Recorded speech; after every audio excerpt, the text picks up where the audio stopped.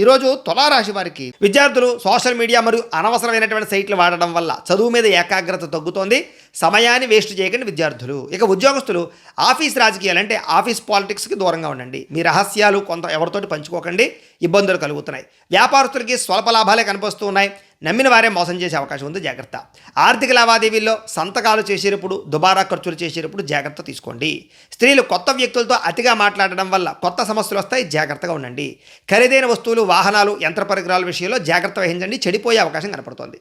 విదేశాల్లో ఉండే భారతీయులు డాక్యుమెంట్ వ్యవహార విషయాల్లో అశ్రద్ధ వహించకండి. చట్టపరమైనటువంటి నిబంధనలు ఏమైనా ఉంటే అతిక్రమించకండి. అక్కడ రూల్స్ ఖచ్చితంగా పాటించండి. ఊహించినటువంటి ఖర్చులు పెరిగిపోతాయి. విలాసాలకి సరదాలకి ఎక్కువ డబ్బులు ఖర్చు పెట్టే అవకాశం కనపడుతోంది. కొత్త రుణాలు తీసుకునేటప్పుడు జాగ్రత్తగా ఉండండి. ఆవేశంతో కొత్త అప్పులు చేశారనుకో షూరిటీ సంతకాలు పెట్టినా చిక్కుల్లో పడతారు, జాగ్రత్త. రాత్రి వేళ ప్రయాణాలు పెద్దగా మంచిగా కనపట్టలేదు. మద్యం సేవించి వాహనాలు నడపకండి. కుటుంబంలో చిన్నపాటి మాట పట్టింపులు పెద్ద పెద్ద గొడవలకి దారితీసే అవకాశాలు కనపడుతున్నాయి. కాబట్టి ఆవేశంగా మాట్లాడకండి. వివాదాలకి కోపతాపాలకి దూరంగా ఉండండి. ఇతరుల యొక్క గొడవల్లో తలదూర్చకండి. అనవసరమైన సమస్యలు ఎదుర్కొంటారు, జాగ్రత్త. సమయానికి నిద్రాహారాలు లేకపోవడం వల్ల, ఆహార నియమాలు పాటించకపోవడం వల్ల కడుపు నొప్పి లేదా గ్యాస్ట్రిక్ ట్రబుల్ వచ్చే అవకాశం ఉంది, జాగ్రత్త. ప్రేమికులకి మూడవ వ్యక్తి మధ్యలోకి రావడం వల్ల అనుమానాలు మొదలవుతాయి, జాగ్రత్త. భార్యాభర్తలు పాత విషయాలు తలుచుకోవడం వల్ల మనశ్శాంతి కోల్పోతారు.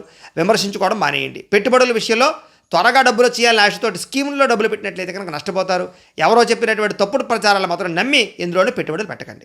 మీకు కనుక లక్ష్మీదేవి అంటే ఇష్టం ఉంటే కనుక ఒకసారి ఇక్కడ లైక్ చేయండి. అలాగే రేపటి రాశిఫలం కూడా మీకు రావడానికి సబ్స్క్రైబ్ చేసుకోండి, ఫాలో అవ్వండి.